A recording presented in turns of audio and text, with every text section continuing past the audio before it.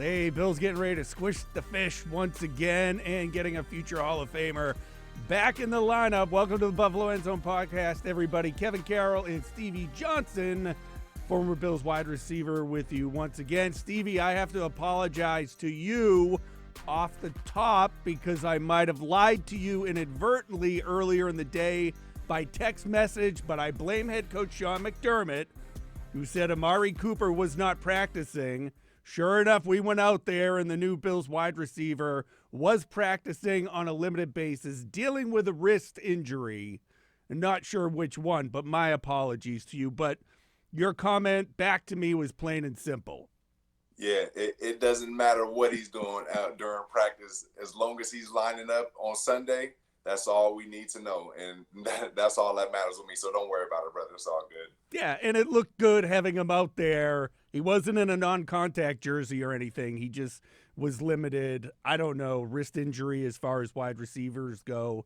Could be a problem, but it doesn't seem like something big, but you never know with this stuff. But the big story, Von Miller, Stevie, back to practice after a 4-game suspension and actually out on the practice field.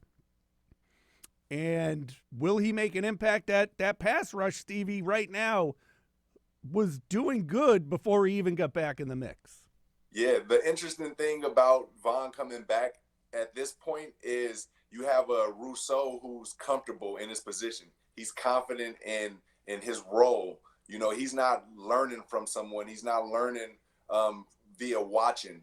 Now you bring Von Miller in, who's going to come back strong and healthy later on in the season. That's great timing. And then compared that, like I said, with Rousseau, who's got his ears pinned back and he's flying, we're going to see a very good defense, a very strong defense. And again, we're not even at full strength on defense. So it's just something promising that we're looking forward to see against the Miami Dolphins. Yeah, Terrell Bernard was back out there too, also in a non-contact jersey. So that was good to see.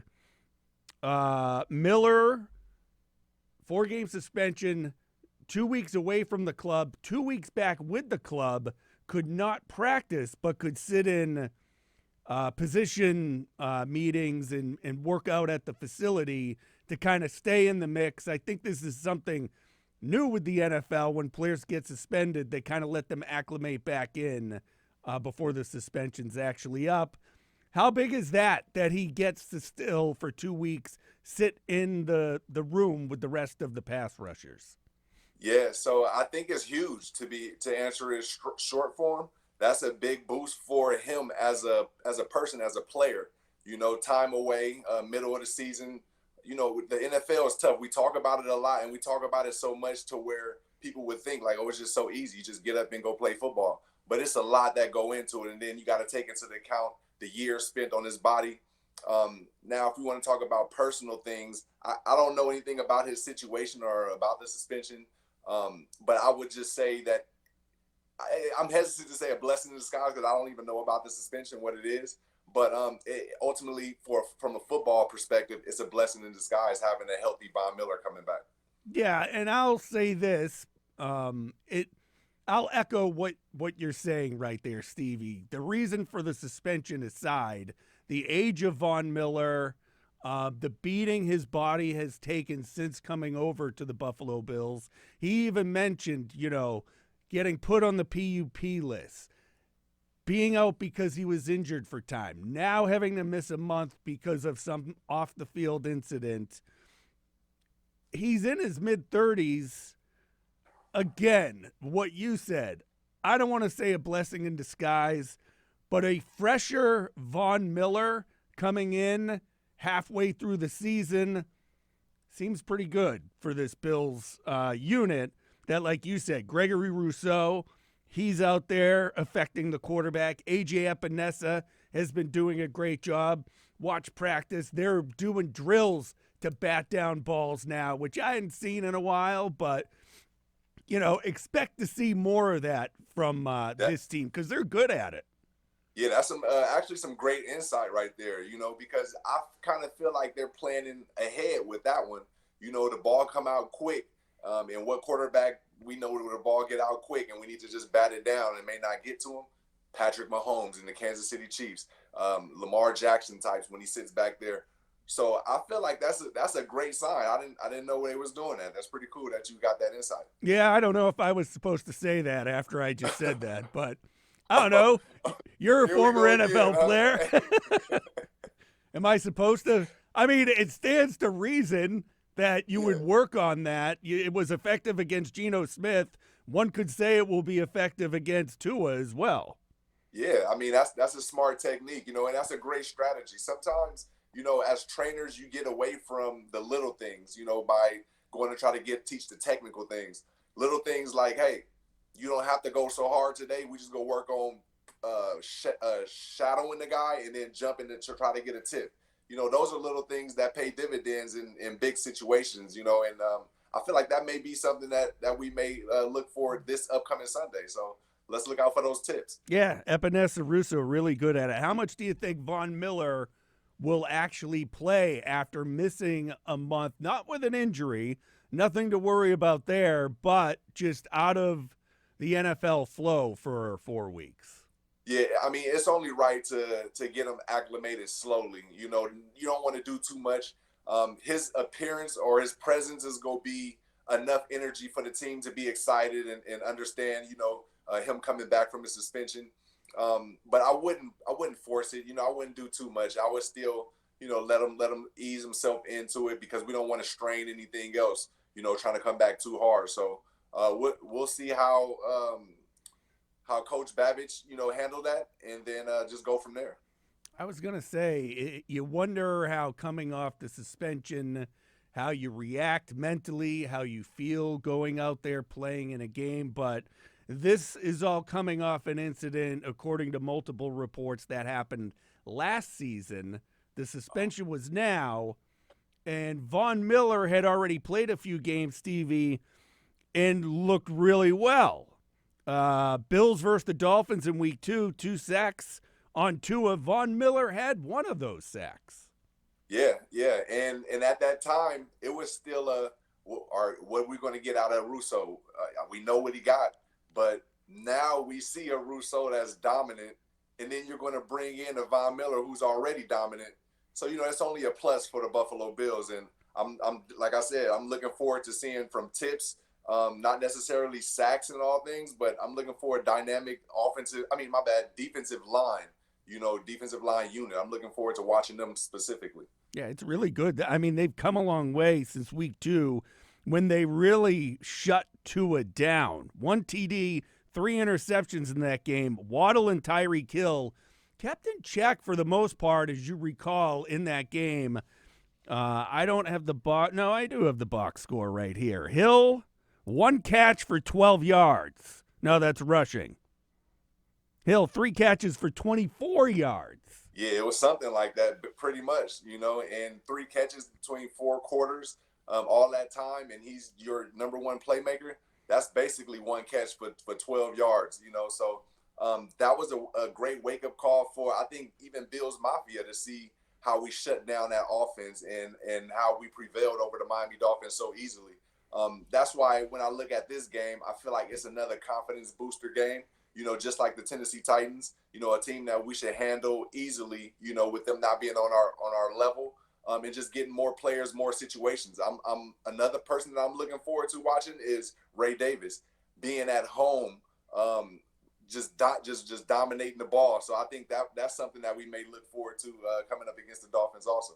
Yeah, and he's come a long way since that game against the Dolphins. If you talk about Ray Davis right there, 9 rushes for 29 yards in the first meeting.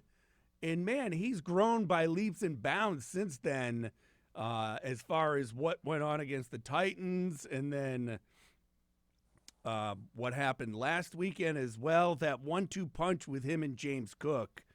Really solid, and the Bills ran the ball well back in week 2, and they're only better at this point.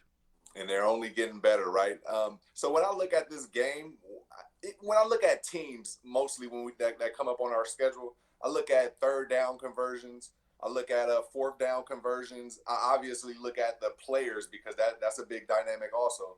And when I looked at the Miami Dolphins, their time of possession is so small. And then their third down conversions is also very weak as far as being 1 out of 3 in a sense. But the funny thing about that is the Bills are also like a 1 out of 3 in third down conversions. But the difference is on fourth down, the Bills are 8 for 8.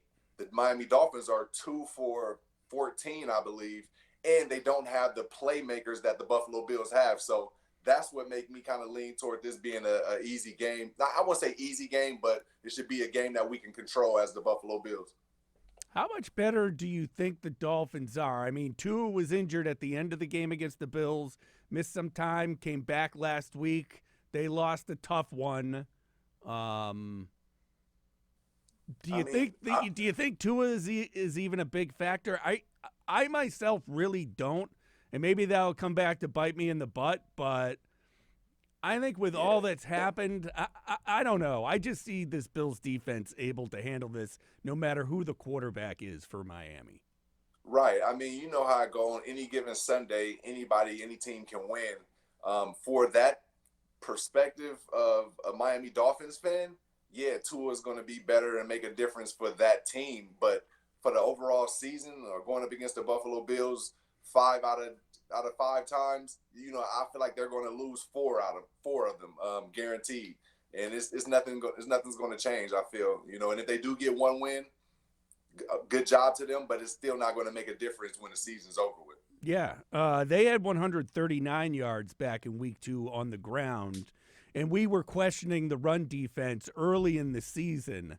But again, after the performance against the Titans and the Seahawks and others, I mean, Derrick Henry aside, in the Ravens with Lamar Jackson there, I think the Bills have gotten better as the season went on at stopping the run.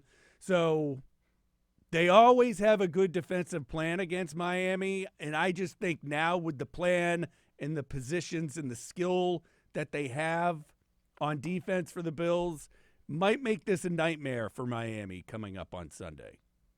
Yeah, I feel like that. I feel like the Bills team has evolved into something special. Adding the young players like, you know, Dwayne Carter, just him for instance.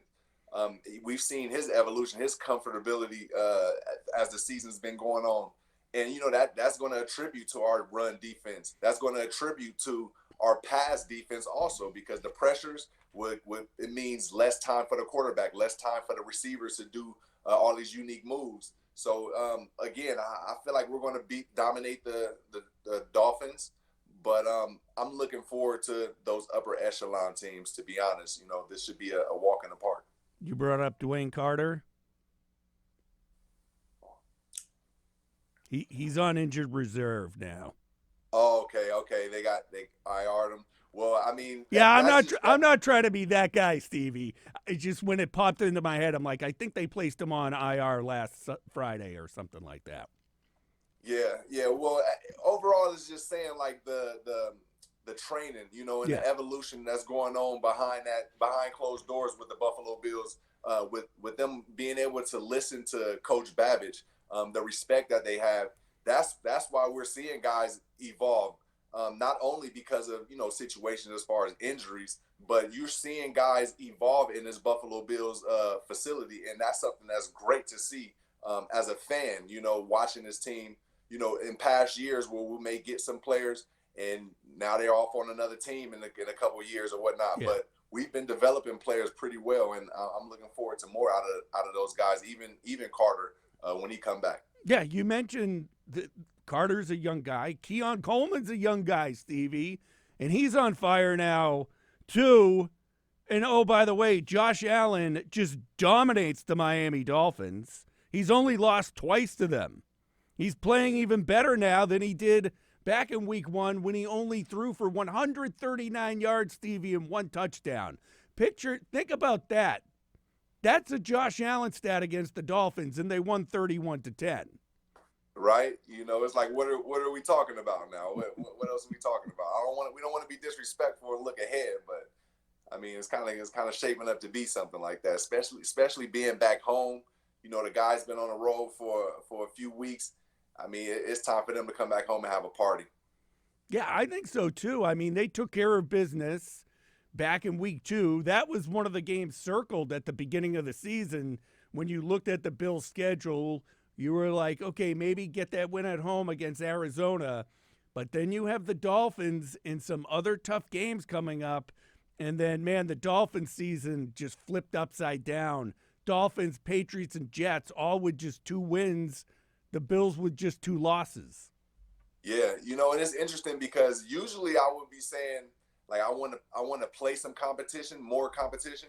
But I'm actually happy that the Miami Dolphins isn't as strong as I thought they would be coming into the season, because it's given our players enough time to develop and get this experience while playing against teams that we can get W's on. We saw how the team played against a Houston Texans team who's, they're on that level.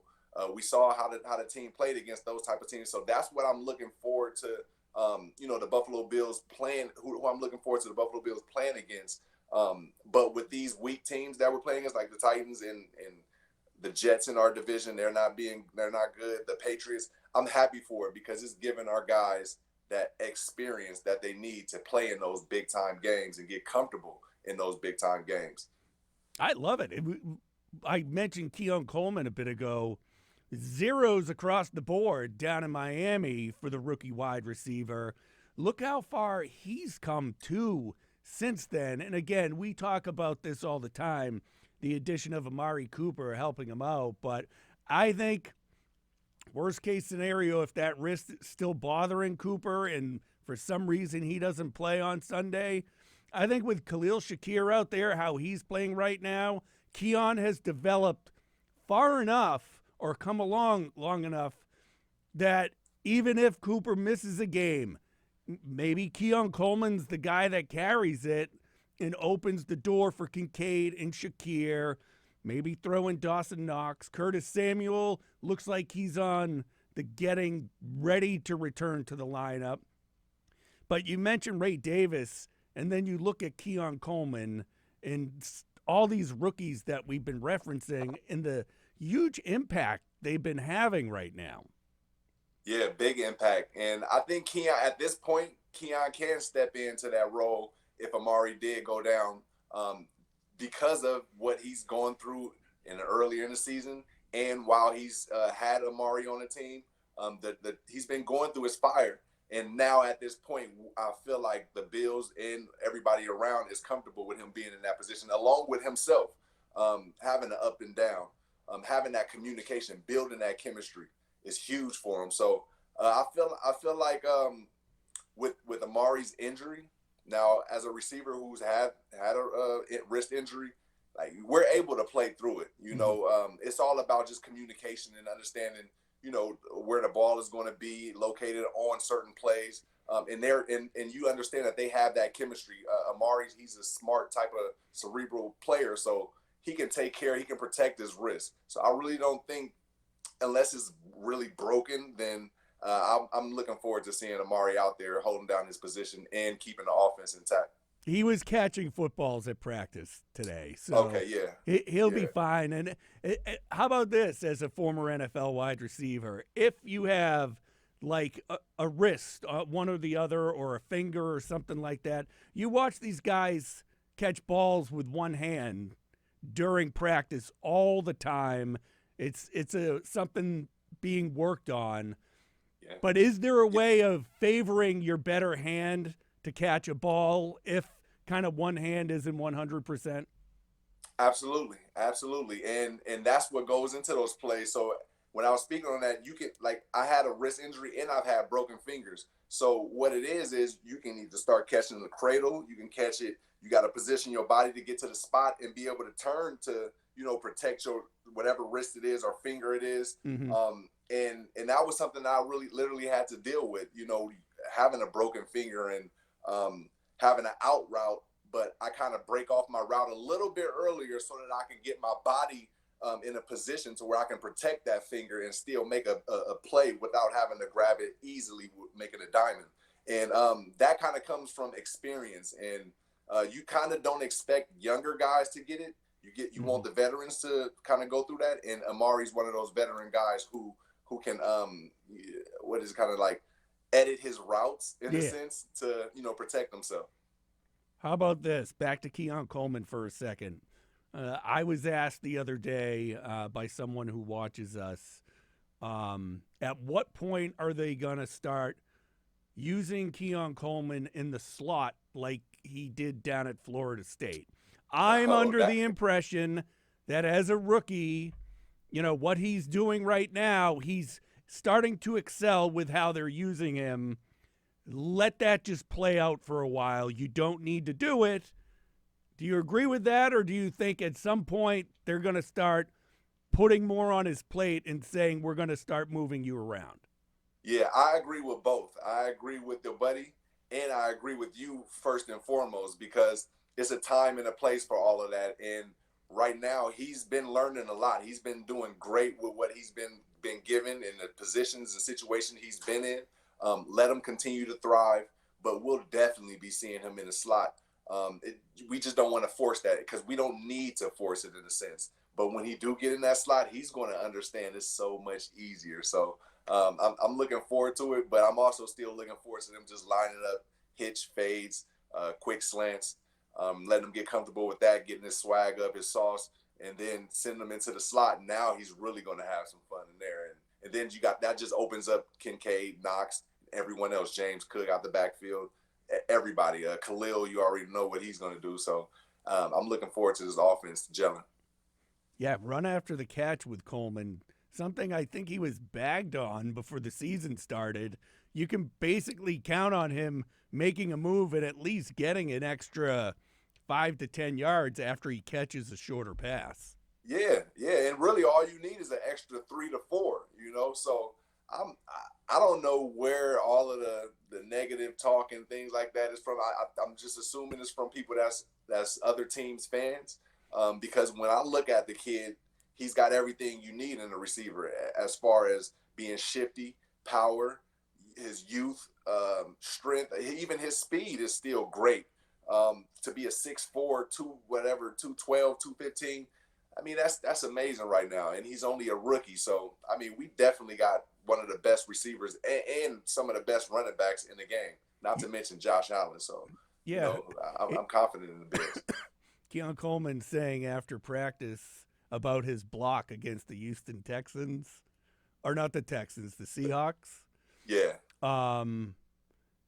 Basically, if he's not getting the ball, he wants to hit someone.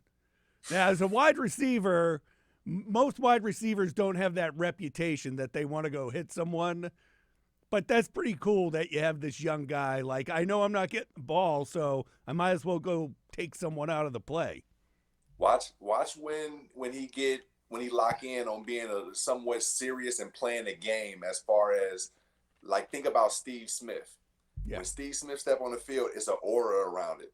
Right now, Keon's that cool young kid having fun, But once he really step into that talk the talk, walk the walk type, and then you're going to see DBs react certain ways when they play him, and it's gonna open up so much more, and that's the game within the game.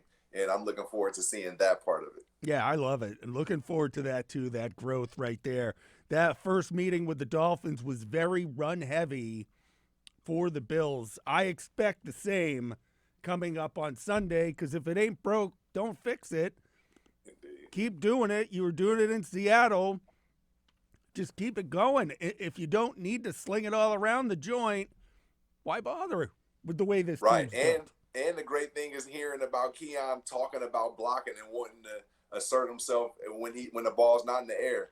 Now that's like a full court press for a defense. You got to think about when they throwing the ball. Now you got to think about when they running the ball because there's no chill, And I think that's one step in being that dominant leader that's going to make waves throughout the league because DBs are now on notice that you can't sleep with Keon Coleman. You can't sleep with the Buffalo Bills because you go get either knocked on your butt or you go get ran by or you go be on the highlight. And that's excellent. That's excellent pressure.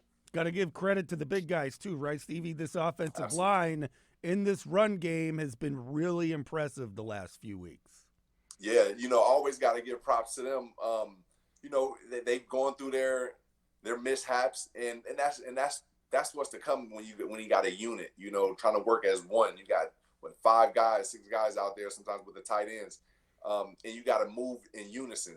It's tough, but what they've been doing is pretty great. As far as uplifting the team and uplifting Josh. Holding it down for the running backs. Without the line, the running backs wouldn't get the props. And these are the guys that get the least credit, but they do the most. And great shout out to them. Haven't talked about Josh Allen really much at all in this, other than that he dominates the Dolphins since he arrived on the Buffalo Bills. I mean, you can add something. I don't even know what to add. I mean, it's all been said and done, and it just keeps going and going and going. Pick your poison with the running game, or if that's not working, you would expect Josh Allen right now, like we said, he got that interception off his plate. Don't have to hear about that anymore. Maybe he hasn't really been using his legs lately. Just smart quarterback play, which if I'm the Miami Dolphins, that's even more concerning now because you think about defending it that way. Allen can still run if you're not giving him the options down the field. You know what? And I feel like with the addition of Amari Cooper and, him going through that game against the Houston Texans, I feel like he's matured so fast to where he understands from those mistakes. Not saying that he made mistakes in a physical form, but even mentally coming out how he came out. Everybody's watching you, so we need that energy. When you bring that energy, everybody else just plays better. And I think from then those games to now, he'll be perfectly fine. Like you said, against the Miami Dolphins, I mean, it's just a matter of them not letting this one get to him. And I mean, I don't think he's immature enough at this point, like I'm saying, to let that happen. He's on a mission. Let's get to the game, Stevie. BetMGM is where I get the numbers, but we'll start with the weather. I wanted to ask you this because I think this is perfect football weather. Right around 60 degrees, not sunny, a little bit cloudy, 1 o'clock in the afternoon kick. Western New York football. It's been at practice today. The wind was nasty. I almost got blown over, and I'm way over weight at this point. But at any rate, it was extremely windy out there, but hovering around 60 degrees in early November. Come on. I mean, it's always tough when it's tough out there for Western New Yorkers. It's just right for the Buffalo Bills. So I feel like the weather is gonna be the weather. The Bills still got the advantage either way it go. And then again, this is gonna be more experience for our special teams, for our kickers. Yeah. Obviously, we know how that's gonna play out later in the season against some of those teams where the games is close. This is the time for it, So.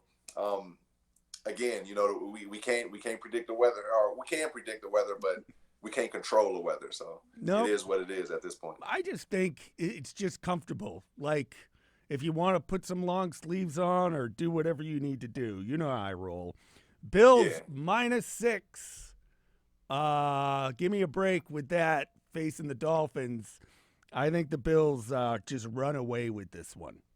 Yeah, again, so last week I was saying bet the over because they were saying the Bills was only going to win by 3. Yeah. And I think people got it mixed up where they thought I meant the combined points. I really don't kind of care about the other teams. I just see what they got the split as, and I feel like we should be over whatever that split is. And now they got the 6. They say 6 points here. I feel like it's going to be 16, maybe more. So that's the over I'm talking about. Okay. Nothing compared with the other team. But the over-under total points for this game is 50 points. I just think the Bills get to 30, shut it down. Maybe it's like 31-10 again. Okay, yeah. So in that sense, bet the under, bet the under. All right. So we'll take that. A little 3 and out before we go. Anthony Richardson. What are your thoughts with what he did? Anthony Richardson, I spoke on that, with some friends. And, if I was in that locker room, I was just saying, like, I wouldn't like that, coming from my starting quarterback, the guy who we picked number 1, and we want to be the face of the franchise. tapping out like that, it just showed me that he's a little young with him being 22, youngest starting quarterback in the NFL. So you kind of expect rookie-like things or young things. With the Colts moving on to Flacco, I think that's a great move. That's a great decision right now. It's going to give Richardson time to, ingest this situation, this lesson that he's learned.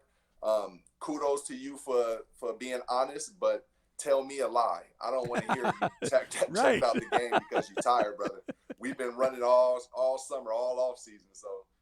You got to give me something better than that. But I'm on board with the Colts with this one. Yeah, for those, I should have said before I asked you, Richardson basically tapped out because he was tired, something you might see a running back or a wide receiver or a lineman do, but you're in the middle of an NFL football game. You don't expect your franchise quarterback to basically say, I need a playoff. That being said, Stevie, the Colts are coming up on the Bills' schedule. And Joe Flacco now in place with what he was able to do with the Browns last year, I look a little bit differently in that game because I'm sure if he's healthy, Flacco will be playing when the Bills take them on in a couple of weeks. Yeah, and that's one thing that kind of scared me about, veteran quarterbacks with that championship lineage. And Flacco's one of those guys. And, with him taking over, it will help. I'm kind of having nightmares about when Russell Wilson came and visited us last year, and he kind of owned the game. So I don't want that to happen. But I think our Buffalo Bills are at a point where they're way more mature and they won't allow something like that to happen. They're more locked in to dominating teams that they know they should dominate. Let's go to the World Series. Yankees down 3-1. Josh Allen, a San Francisco Giants fan, says, go Yankees, pull off the comeback. You're a West Coast guy, Stevie. Legit chance that the Yankees can come back and beat those L.A. Dodgers. Look, like I said, no. I'm not expecting the Yankees to win. They're not nowhere near Western New York. They're not nowhere near Toronto, So I'm going with the L.A. Dodgers, and I'm from San Francisco. Right. My buddies hear this. I might not be able to come back to San Francisco, but I'm riding with LA on this one, man. West Coast. And again, if it was Toronto, then I'd be saying, yeah, we got hope out there, but it ain't them. That's not our team. Josh made this point too. Since the Jets and Giants play in New Jersey, the Bills and the Yankees both play in the state of New York. Got to pull for the state of New York. We all know the Bills Mafia, how they feel about the Jets and the Giants calling themselves New York but being in New Jersey. Yeah, that's a tough one though, because what's up with California? You from California, and the Dodgers are in it. Okay, maybe because he's a Giants fan, so it makes sense. It makes sense. I'm more of a California guy through and through. Yeah. But if there's a team in Buffalo, then I'm rocking with Buffalo. The Yankees are too far for me. It's not too far for Josh though. I'm the same way with the Red Sox. If it's not the Red Sox, I don't care at all. Everyone could lose. How is the softball tournament, Stevie? Before we go, yeah, it went well. So we end up taking second on that. My youngin, she ended up hitting a home run, and she had an inside the park home run. They having a good time, and that's what it's about. Just seeing the kids activate, playing up in age. So any parents out there listening, get your kids out there in sports. It teaches a lot of life lessons. I was just talking to some kids today, about how things happen on your sports team that you can transfer it to real life, like helping out with teammates, and jobs and responsibilities. So I love it, man. It's active. I got a blessed life. That's awesome. That's great to hear. Sports, even on an NFL Sunday, there are other sports going on. Some might not believe it. We have the Bills hosting the Miami Dolphins, going for the season sweep. Coming up at Sunday at 1 o'clock. Stevie and I will be back with you with the Buffalo End Zone postgame show on the air in Buffalo and Rochester, New York. And then we'll be back to wrap it all up with another Buffalo End Zone podcast coming up after the postgame show. We just can't stop talking Bills football, Bills Mafia, squish the fish, and all of that. Stevie, thanks as always. Indeed. All love, brother. See you guys soon. Yep. And as always, thanks for joining us, everybody. We'll see you after the game.